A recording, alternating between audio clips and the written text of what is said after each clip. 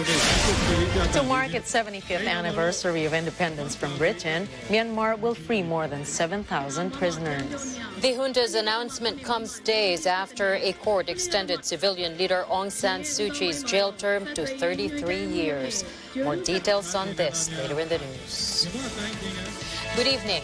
I'm CJ Hero. And I am Nina Richie Alago Flores. This is Mata ng Agila International. And now for the headlines. President Ferdinand Marcos Jr. seeks to level up economic cooperation with China. Department of Health warns Filipinos of fake health bulletin. Thousands in California are still without power after flash flooding. U.S. House in chaos, adjourns without choosing speaker. And Hawkeye actor Venner undergoes surgery after snowplow accident.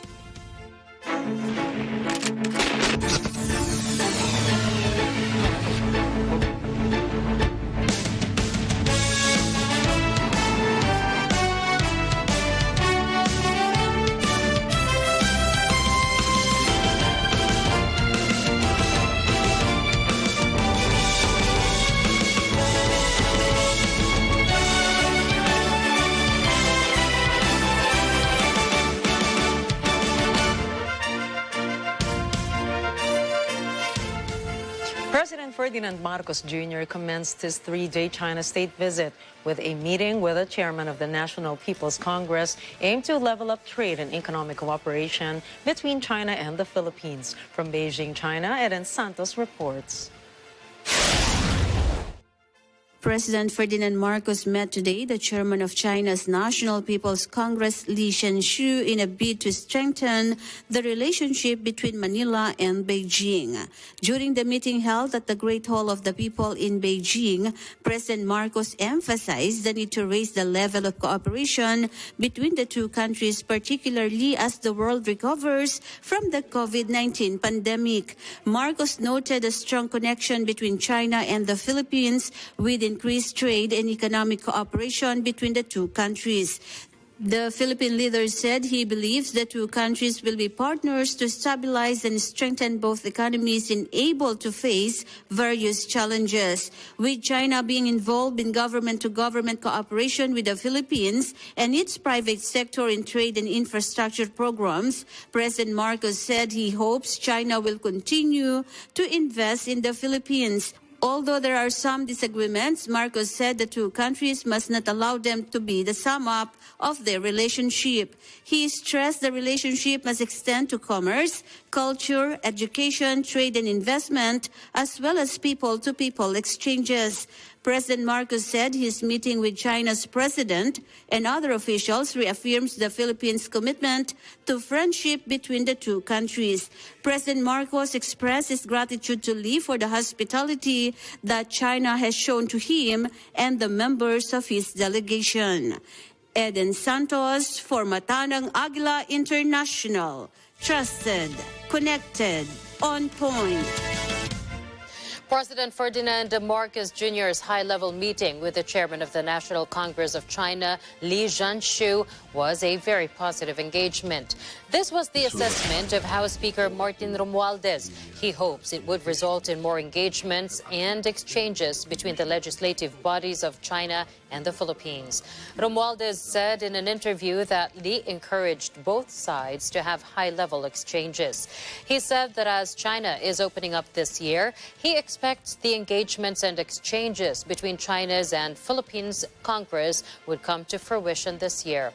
The House Speaker said it would be helpful in harmonizing and resolving any differences and deepening the relations between both countries. Unlike in his previous foreign trips, President Ferdinand Marcos Jr. will not be able to have a meet and greet with the Filipino community in Beijing. Filipinos in China understand the situation.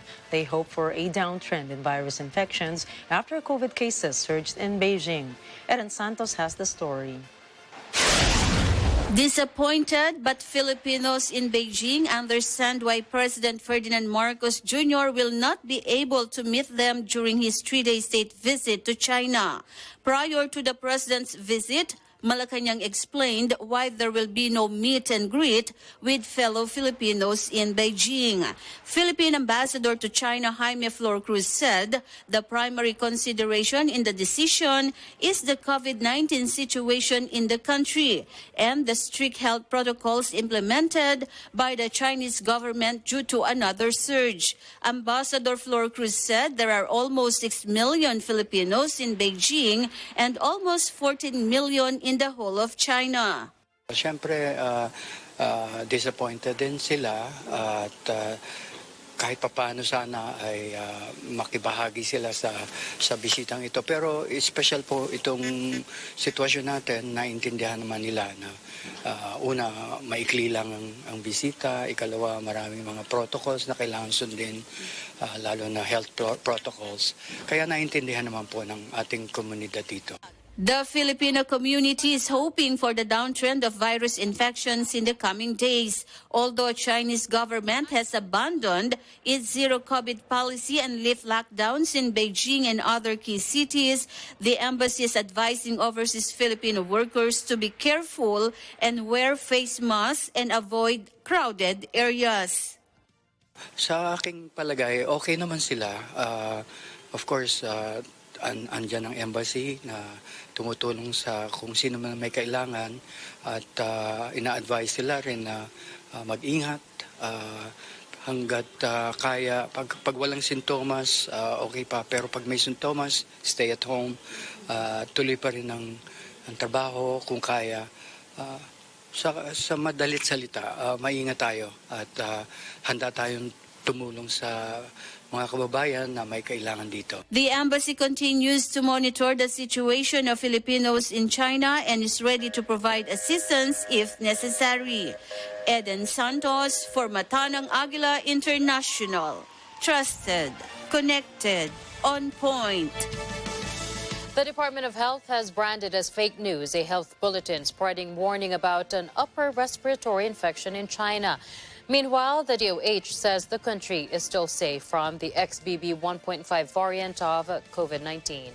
Nadine Aguilar reports.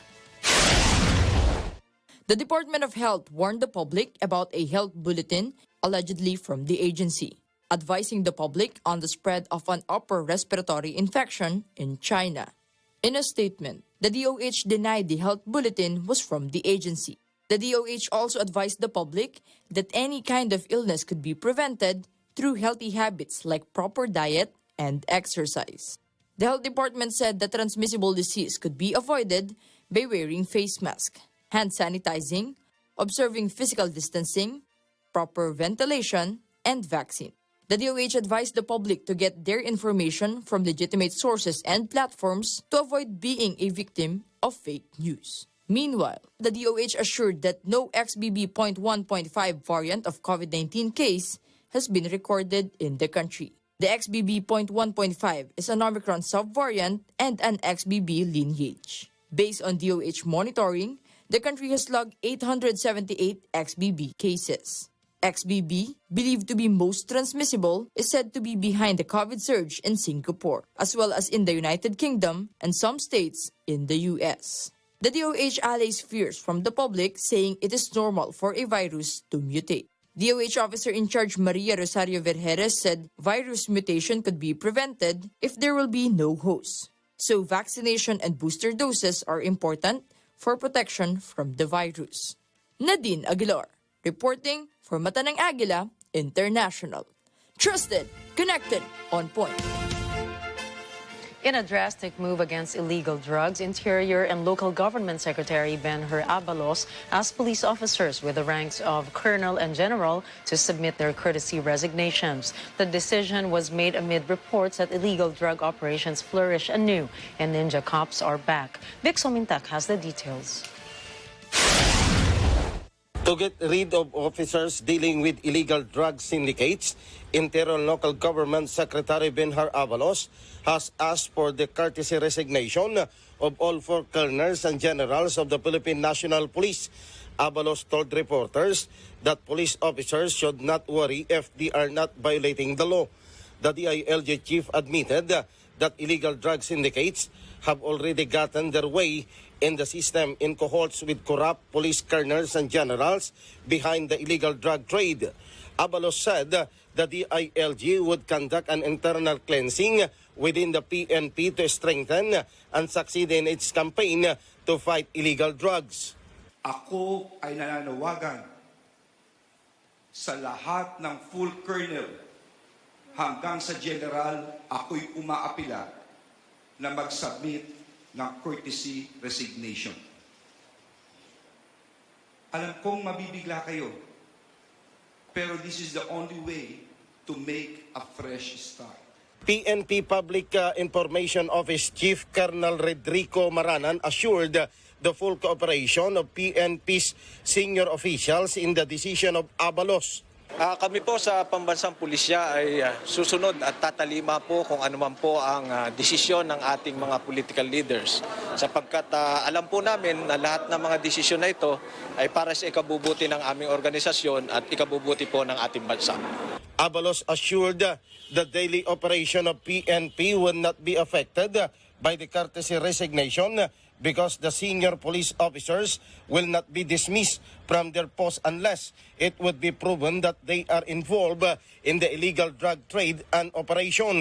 The DILG chief also admitted it would be hard for the government to win the fight against illegal drugs if there are high-ranking police officers involved with illegal drug syndicates. Vic Somentak, for Mata ng Agila International, trusted, connected, on point.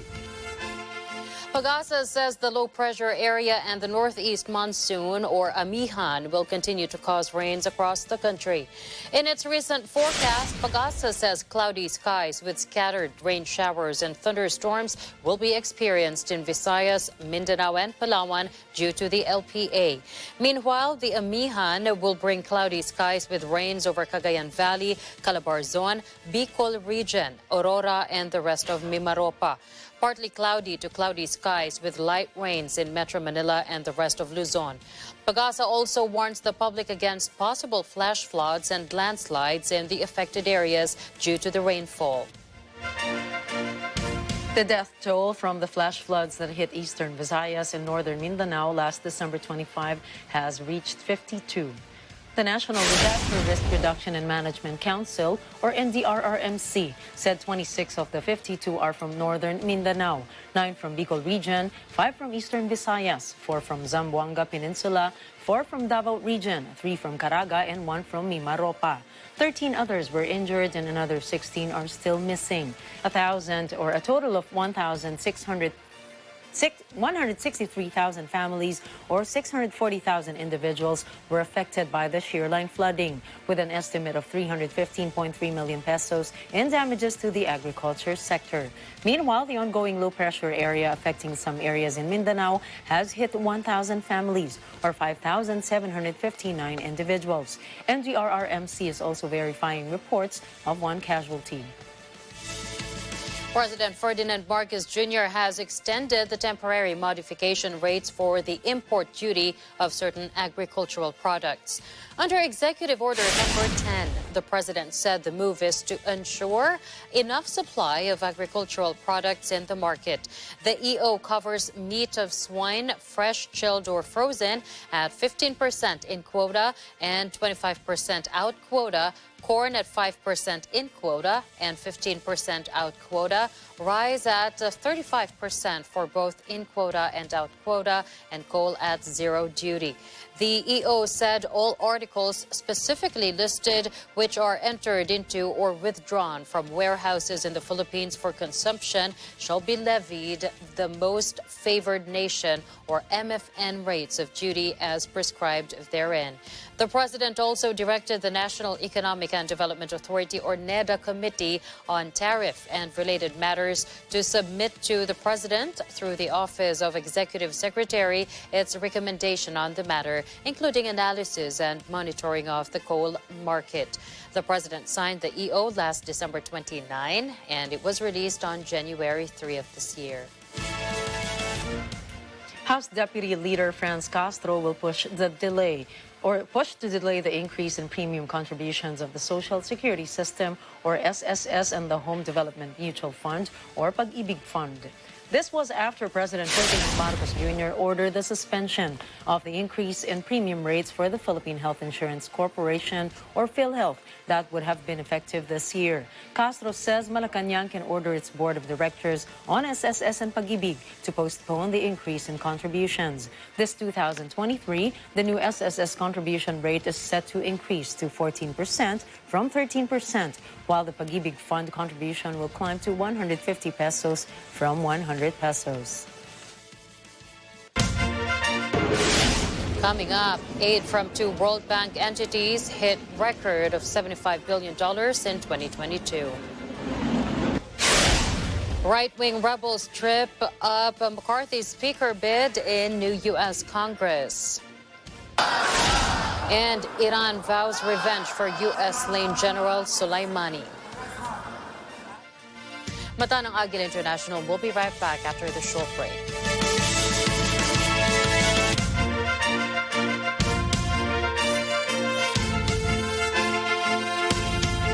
This portion is brought to you by Final Match Security and Investigation Agency.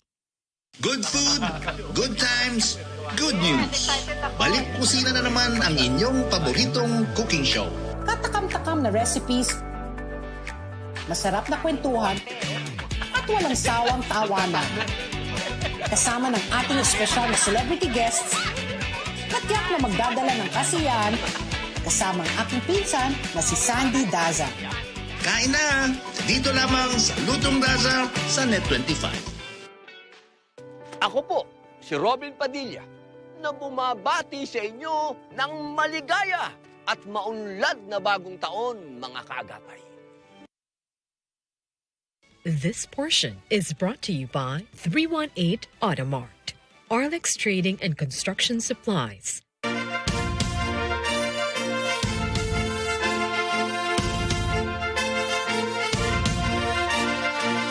The news continues here on Mata ng Agila International. A letter from World Bank President David Malpass says 2 World Bank entities provided a record $75 billion in financing last year. The aid comes as countries emerging from the COVID-19 pandemic are hit by fallout from the war in Ukraine, surging inflation, and devastating climate change. Malpass says the assistance last year was 35% above the past 4 years' average. The World Bank's assistance is part of a global crisis response package. It involves up to $170 billion in financing over 15 months. This is to address issues ranging from food insecurity to restoring growth. In particular, the World Bank delivered $31.7 billion in climate finance last year. It channeled another $18 billion towards Ukraine since the start of the war. As California prepares for incoming rain, snow, and high winds, thousands in the city of Sacramento are still without power. Flash flooding caused by a Pacific storm hit the Sacramento region in Northern California over the weekend. Mandatory evacuations were ordered on Sunday as breaches in a levee had been reported. Water has been receding in the last 2 days, but thousands are still without power. The California Office of Emergency Services is coordinating multiple missions in support of local governments in flood fighting operations. The state is also preparing for additional incoming rain, snow, and high winds throughout California later this week. Mourners voiced grief and anger at a public commemoration in Russia for the soldiers killed by a Ukrainian strike on New Year's Eve. Moscow admits it was the worst ever military loss from a single Ukrainian attack. Russian authorities say more than 80 servicemen were killed when a temporary deployment point was struck in Makivka. Makivka is a town in the eastern region of Donetsk, partially held by separatists since 2014. Ukraine has taken responsibility for the strike. It says the toll could be much higher. Russian bloggers say that many of the victims were reservists who were recently mobilized into the army. Some 200 people lay roses and wreaths in a central square in the city of Samara, where some of the servicemen came from. RT News says internal documents from Twitter made public Tuesday show how the social media giant was pressured to follow the U.S. intelligence community's lead on censorship back in 2017. Matt Taibbi, who leads the research, claims key Democrats in the U.S. Congress, a British university, and two media outlets, Politico and BuzzFeed, played a major role in the process, which revolved around the Russiagate conspiracy theory. Taibbi also claims Twitter conceded to U.S. spies as to whom it should censor. He says threats from Congress came first, then a rush of bad headlines, and finally a series of moderation demands coming from the outside. He posted emails and other internal documents on Twitter in a 30-tweet thread to prove his claims. Taibbi's series of tweets included how Democrats censored Russia through Twitter. He insists the Russian cyber threat was essentially conjured into being, with political and media pressure serving as the engine inflating something Twitter believed was negligible. RT News says the incidents narrated by Taibbi eventually led to the FBI and the Biden administration telling Twitter exactly who to censor. The new U.S. Congress was thrown into chaos on its very first day. Rebel right-wing Republicans blocked party favorite Kevin McCarthy from becoming the Speaker of the House of Representatives. The California congressman needed a simple majority to be elected as Washington's top legislator. The Speaker presides over House business and is second in line to the presidency. But divided Republicans failed to elect a Speaker in the first round of voting, the first time to happen in 100 years. A nail-biting ballot earned blanket coverage across U.S. television networks. McCarthy failed to bring party rebels into line, including several high-profile allies of Donald Trump. The congressman needed 218 votes in the lower chamber. The end tally in round one was 203 votes to McCarthy and 212 to the Democratic minority leader, Hakeem Jeffries. McCarthy fell short again in the second vote and even in the third. The last round had 20 Republicans rejecting his bid. The House adjourned and will return Wednesday at noon Eastern Time. The United Nations Security Council held a flag ceremony for 5 new non-permanent members. They are Ecuador, Japan, Malta, Mozambique, and Switzerland. The 5 new members will serve on the council for the next 2 years. Switzerland's representative to UN, Pascale Bayerswil, says the road to peace looks rough today. She says millions of people suffer the consequences of armed conflict. Many more live in a peace too fragile to build on and prosper. She adds to achieve true peace, everyone's voice is needed. This includes women and young people. And all along, new threats block the path forward. But we are set on building bridges, fostering dialogue and surmounting these obstacles in a common effort with all members of the Council. In today's ceremony, our youngest team member and former youth delegate is holding the Swiss flag, since we shall never forget that the Charter mandates us in its very first sentence to work for the succeeding generations. To achieve lasting peace, we need the voices of young people. To achieve lasting peace, we need the voices of women. To achieve lasting peace, we need the voices, hands, and hearts of everyone. Iranian President Ebrahim Raisi vows to avenge the killing of a top general by U.S. drone strike. Thousands of Iranians gathered at an event at Tehran's Grand Mosalla Mosque to mark the 3rd anniversary of the killing. Then U.S. President Donald Trump ordered the strike, which assassinated 62-year-old General Qasem Soleimani on January 3, 2020. Soleimani commanded the Quds Force. Quds is the foreign operations arm of the Islamic Revolutionary Guards Corps. Soleimani had been lionized by Iranian authorities and was one of the country's most popular public figures. He spearheaded Iran's Middle East operations and was a hero of the 1980 to 1988 Iran-Iraq War. Raisi says Iran has not forgotten and will not forget the blood of martyr Soleimani. Amid concerns surrounding a steep rise in COVID-19 infections, China and the World Health Organization meet to discuss strategies to combat the situation. Rosel Feria tells us more. The World Health Organization and China discussed the current surge in COVID-19 cases. WHO says the high-level meeting is to offer the health agency's expertise and further support to the country. China's National Health Commission and the National Disease Control and Prevention Administration provide updates on the country's strategy and actions concerning the surge. These include areas in epidemiology, monitoring of variants, vaccination, clinical care, communication, research and development. WHO reiterates the importance of vaccination and boosters to protect against severe disease and death for people at higher risk. The health organization calls on China to strengthen viral sequencing, clinical management, and impact assessment. It also expresses willingness to provide support in these areas, as well as on risk communications on vaccination to counter hesitancy. WHO underscores the importance of monitoring and the timely publication of data. This is to help China and the global community to formulate accurate risk assessments and to inform effective responses. China's steep rise in infections comes after Beijing abruptly lifts years of hardline restrictions last month. At present, hospitals and crematoriums are overwhelmed with patients and casualties. Rosel Feria, Washington, D.C., Pata ng Agila International, trusted, connected, on point.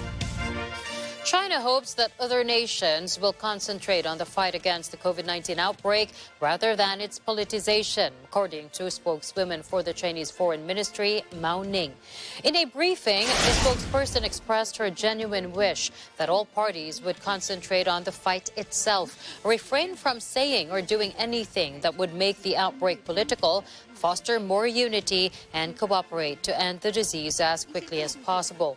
The envoy noted that from the initial onset of COVID-19, China put people's lives and health first and efficiently carried out prevention and control measures cognizant of the country's socio-economic development.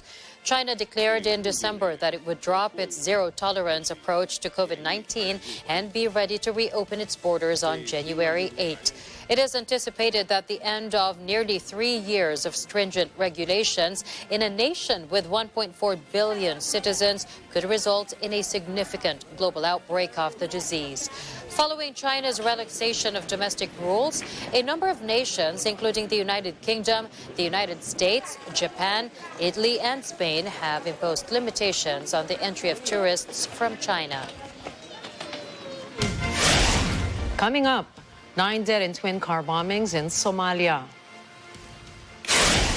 Ex-NATO chief urges democracies to unite against autocracies.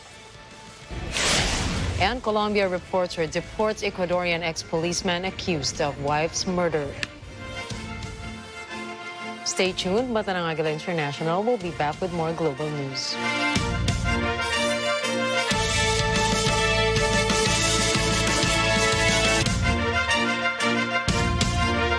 This portion is brought to you by Robic Builders, Quezon City Motor Vehicle Inspection Center. Isang masayang bagong taon sa Counterpoint ngayong Miyerkules. Walk on with hope in your heart and you'll never walk alone. Kasama ni Atty. Sal Panelo, si Prince of Popera, Jonathan Badon. Sa Counterpoint, tuwing Miyerkules alas 10:30 ng gabi, dito sa Net 25. Sabay-sabay sa pagbangon, sama-sama sa pag-asa, pagkat ikaw at ako'y dugong Pilipino.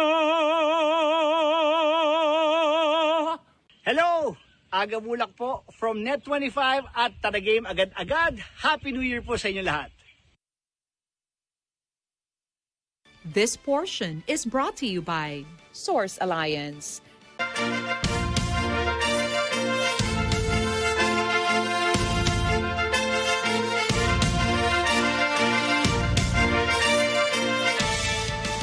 19 people are dead and several wounded in simultaneous car bombings in central Somalia. Local security official Abdullahi Adan says terrorists attacked the town of Mahas this morning using vehicle bombs. He added that the terrorists targeted a civilian area. The attack was blamed on al-Shabaab jihadist fighters. Witnesses say the explosions occurred near a restaurant not far from the district administration building in Mahas. The Telegraph says Britain will officially declare Iran's Revolutionary Guard Corps, or IRGC, as a terrorist group. The Telegraph reports that Britain's decision is supported by Security Minister Tom Tugendhat and Home Secretary Suella Braverman. On December 25th of last year, the IRGC announced the arrest of 7 people allegedly linked to Britain for their role in recent protests in Iran. News sources say Tehran accused the UK of a destructive role following the news about the arrests. Meanwhile, Foreign Secretary James Cleverly had repeatedly claimed that IRGC was already sanctioned in its entirety. Proscribing IRGC as a terrorist group means it would become a criminal offense to belong to the group, attend its meetings, and carry its logo in public. The UK Home Office did not immediately respond to a comment. Myanmar troops and weaponry march in the capital of Naypyidaw to celebrate Independence Day. The parade is just days after the military junta increased the jail term of democracy figurehead Aung San Suu Kyi to 33 years. The junta says Myanmar will free thousands of prisoners to mark its freedom from Britain. It did not specify, however, if the release would include those jailed as part of a crackdown on dissent. Junta spokesman Zhao Min-tun confirmed a total of 7,012 prisoners are set to be pardoned on Myanmar's 75th anniversary of independence. NATO's former chief Andres Fogh Rasmussen urges democracy to join together to resist advancing autocracies. In his meeting with Taiwan President Tsai Ing-wen, Rasmussen insists the island state must be allowed to decide its own future. He also says Taiwan has the right to exist in freedom and peace. The world's democracy and of the global economy, if we can work together, then we are representing a formidable force that will create respect in Beijing and other capitals of autocratic nations.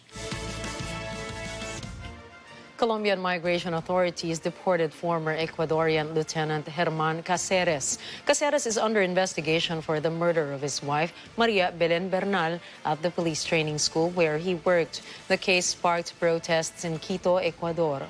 The Migration Authority reports that Cáceres was arrested on December 30 in Palomino, northern Colombia, 3 months after he left Ecuador. Maria Belén Bernal was murdered on September 11, 2022. She visited her partner at a police training school on the outskirts of Quito. Her body was found 10 days later with signs of violence on a nearby hill. Cáceres was removed from his post in the face of pressure from hundreds of street protesters. Ecuadorian President Guillermo Lasso ordered the dismissal of 2 generals and then Interior Minister Patricio Carrillo over the case. In an interview preview with Anderson Cooper, Prince Harry says silence is betrayal as he touches on his fraught relationship with Buckingham Palace. Take a look. I tried to do it privately.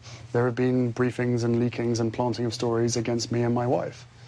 You know, the family motto is never complain, never explain, but it's just a motto. They will feed or have a conversation with the correspondent, and that correspondent will literally be spoon-fed information and write the story, and then at the bottom of it, they will say that they've reached out to Buckingham Palace for comment.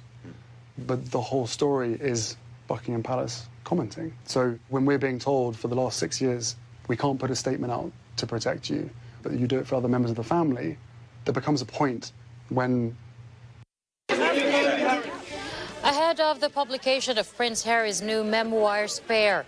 The full interview will air on Sunday, January 8. According to interview extracts released Monday, Prince Harry is unwilling to reconcile in a palace rift where leaks portray him and his wife Meghan as villains. The 38-year-old says he would like to make up with his father, King Charles III, and brother William, the heir to the British throne. Harry and his 41-year-old wife Meghan shared their experiences in the British royal family in a Netflix docu-series last month. The series explains their stunning departure for North America in 2020. Referring to news stories about the palace rift, Harry says the leaking and planting never needed to be this way. The prince says he wants a family, not an institution. U.S. astronaut and Apollo 7 member Walter Cunningham has died at the age of 90. He was the last surviving member of the first NASA mission to ever broadcast on live TV from orbit. NASA confirmed Cunningham's death. They said he was instrumental to their moon landings program success. A family representative said Cunningham died at a hospital in Houston from natural causes. Cunningham's Apollo 11 was an 11-day manned mission in 1968. It tested the ability to dock and rendezvous in space. The crew also won an Emmy for their broadcast. In Ukraine, a local dog has become a regular attendee at meetings in the Olenevsky District Administrative Office. His name is Dogor. He loves celebrations and he can often be found near the podium. The 10-year-old dog regularly visits everyone in the office. Dogor, which means friend in Yakut, is a very good dog, and he also assists District Head Elena Stepanova. He loves to visit the office of the former head, Alexander Ivanov, also his master. The sad thing is, his human has passed away. He stares at Ivanov's photo for hours and patiently waits for his return.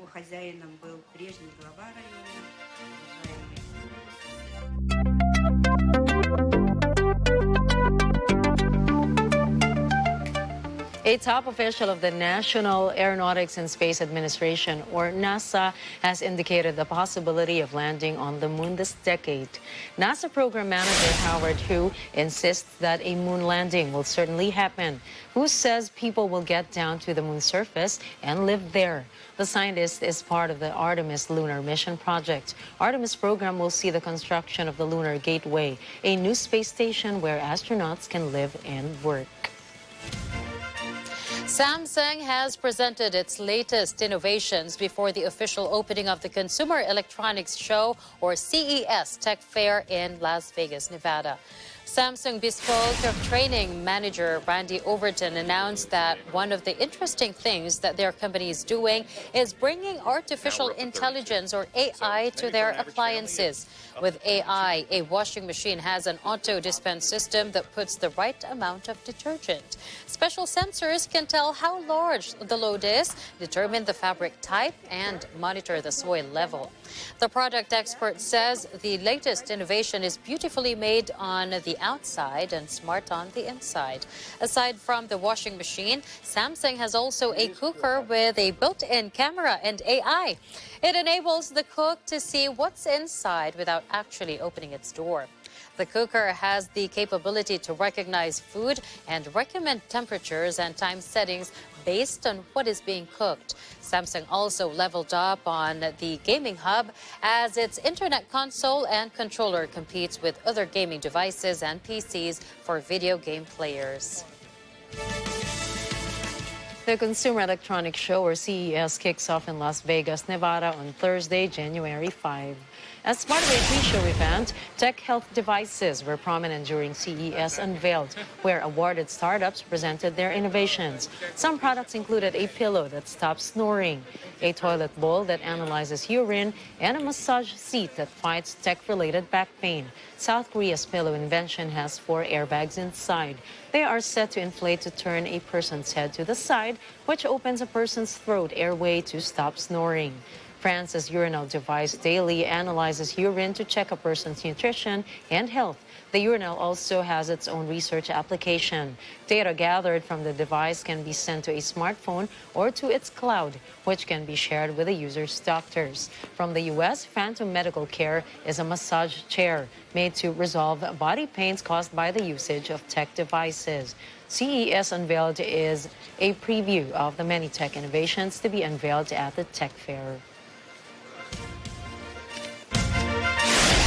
Coming right up, BPI says bank accounts are safe and secure. Filipinas calls Captain Stefan Schrock retires. And Tai Young drops Vibe teaser collaboration with BTS Jimin.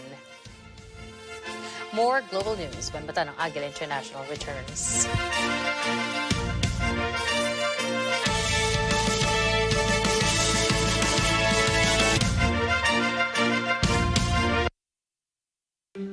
Alam namin ang iyong pagsisikap. Dama namin ang iyong mga sakripisyo. Kita namin ang pagharap mo sa bawat pagsubok. Kaya sa kabila ng mga hamon ng buhay, nandito kami para umalalay. Kasi katulad mo, gusto rin namin ang magandang bukas para sa kanya. Hatid namin ang dekalidad na edukasyon at makabagong pasilidad sa abot kayang halaga.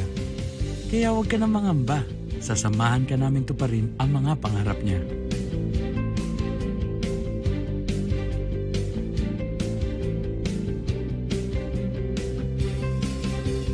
Maaasahan mong sulit dito ang mga pinagsikapan mo. Sa aming mga makabagong pasilidad at sistema ng edukasyon. May lalabas natin ang aking talino at mga kakayahan niya. Kahit sa munting halaga, makakasiguro ka na makakasabay siya sa mabilis na pag-ikot ng mundo. Sa New Era, karamay mo kami sa bawat hamon. Kaagapay mo kami sa bawat hakbang. Kasama mo kami sa bawat ngiti at tagumpay.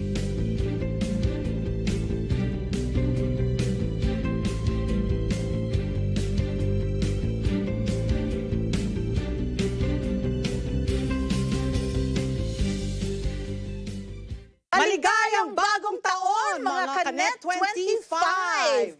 Mula sa amin po sa ASPN, nais naming ihatid sa inyo ang aming taus-pusong pasasalamat na sinamahan nyo kami sa paghahatid ng balita at mga napapanahong issue sa nakaraang buong taon. Asahan namin ang mainit at matinding pagsuporta nyo sa amin at sa lahat po ng Net25 shows. Happy New Year!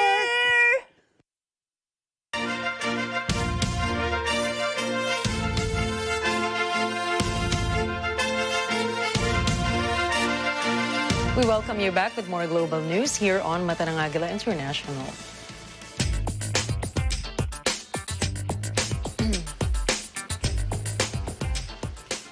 #0431 debit memo and Hoy BPI were the top trending Twitter topics on Wednesday, following reports that some BPI customers had unauthorized debit transactions in their bank accounts.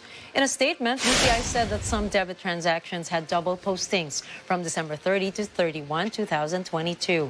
The bank mentioned, in particular, the ATM, cash accept machine or CAM deposits, point of sale or POS, and e-commerce debit transactions were affected. BPI assured its clients that their accounts are safe and secure. The bank added that they are fixing the situation. Customers said there were withdrawals from their accounts, some as high as 40,000 pesos. In a separate advisory, BPI said they expect to fix within the day the duplicate transactions.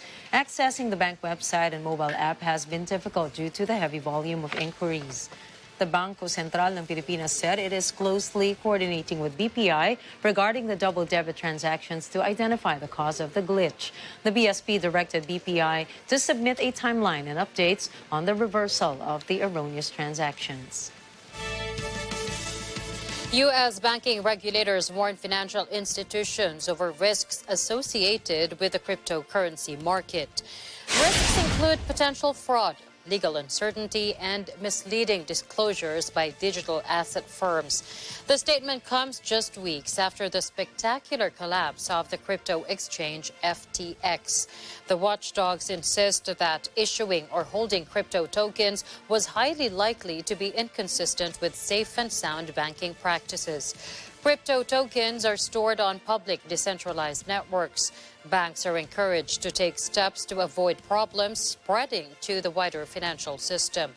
The regulators informed the public that they are closely monitoring the crypto activities of banking organizations. Euro-Pacific owner Peter Schiff warns of a crypto extinction.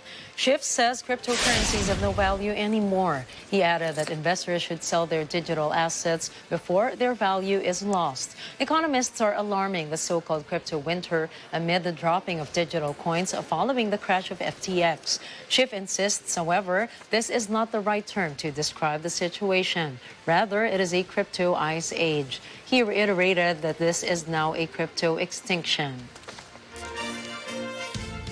FTX co-founder Sam Bankman-Fried left court after pleading not guilty to U.S. criminal fraud charges over the collapse of his crypto exchange. The 30-year-old former digital currency billionaire entered the plea in a Manhattan federal court before Judge Lewis Kaplan. Bankman-Fried is out on a $250 million bail.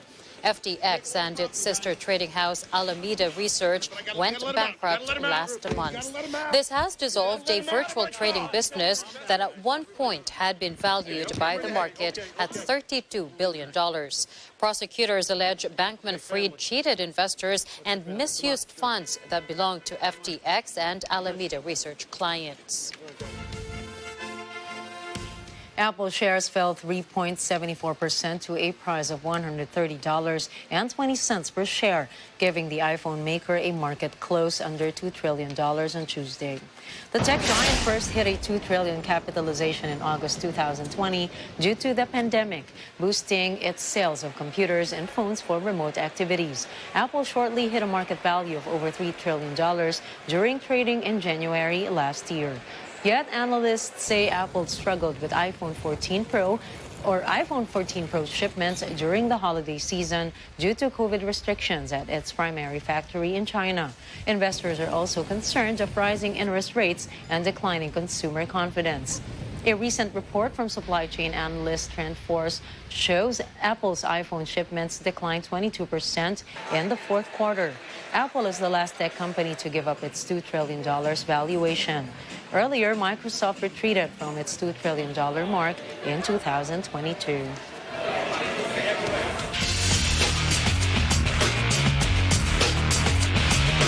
Stefan Schrock has announced his retirement from international football. The Azcal's captain bid farewell to the Philippine team in an emotional Instagram post. The Filipino-German said it has been an honor and a pleasure to represent his country for 11 years. He thanked everyone from the bottom of his heart.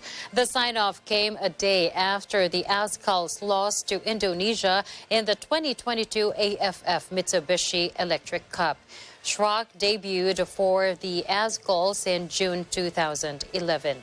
With the Philippine national team, he made 57 appearances and scored 6 goals.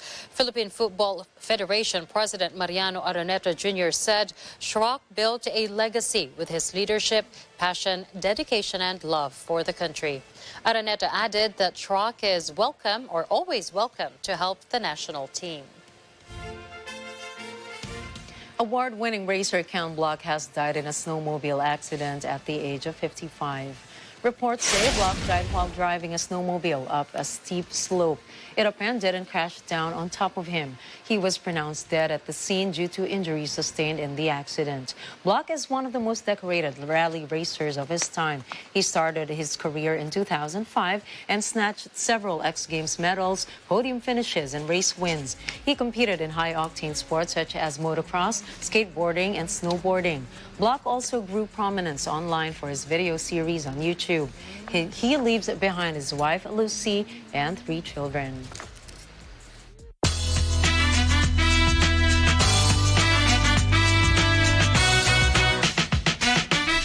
Marvel Marvel superhero actor Jeremy Renner said Tuesday he was messed up. He was run over by his own snowplow as he tried to climb into the driver's seat of the giant 14,000-pound vehicle. Renner posted an Instagram selfie from his hospital bed, showing heavy bruising on his face. The actor thanked those who sent their kind words, adding he was struggling to type, but he would like to send love to everyone. His publicist, Sam Mast, says Renner has undergone surgery and is still in the ICU. Mast said the actor is making positive progress, is awake, talking in good spirits, and in stable condition. The love and support shown to the actor overwhelmed him. His family requests for continuous support as Renner continues to heal.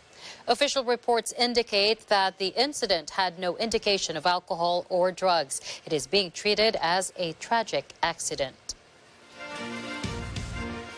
K-pop powerhouse artists collaborate. The Black Label unveiled the highly anticipated collaboration of Big Bang's Taeyang and BTS's Jimin with an official teaser image. Taeyang's newest digital single, Vibe, featuring Jimin, will be out on January 13 at 2 in the afternoon, Korean Standard Time. The first solo release by Taeyang in 6 years raises high expectations for his collaboration with Jimin.